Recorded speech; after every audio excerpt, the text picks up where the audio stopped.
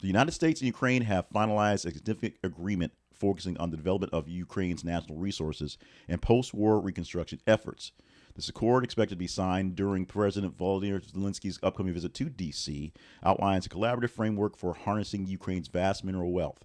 A central component of the deal is the establishment of a Reconstruction Investment Fund, into which Ukraine will allocate about 50% of its revenues generated from the state's own natural resources extraction.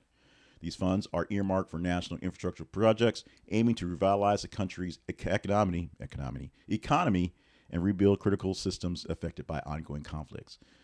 Notably, the finalized agreement omits earlier U.S. demands for $500 billion claim over Ukraine's natural resource revenues.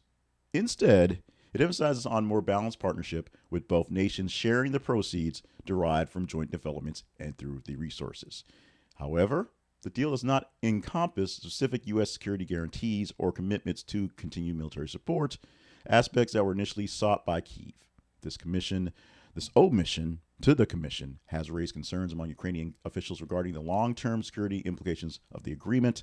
Geopolitical ramifications aside, this is a good thing for U.S. and Ukraine, in theory. Now, it does take it away from Donald Trump saying, oh, you guys can give us half your mineral rights, like just give us money, to we're going to put into a fund and help you build and reconstruct things.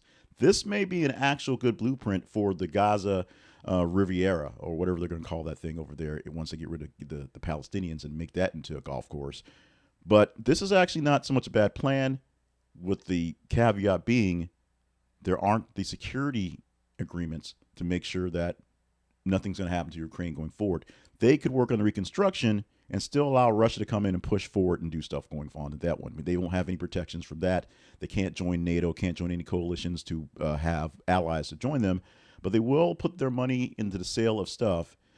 We'll get a cut of it, but most of it will go to a fund to help rebuild stuff that will help them rebuild things. So we'll basically have our contractors doing the fixing for them. That's not necessarily a bad thing. This is not the worst idea that Donald Trump had out there, but the problem is there's no security. There's no security provisions for the Ukrainians. We don't know if we have their back or not. We don't know what's going to happen going forward. We don't know if this happens once they just wholesale give it to Russia anyway. We don't know.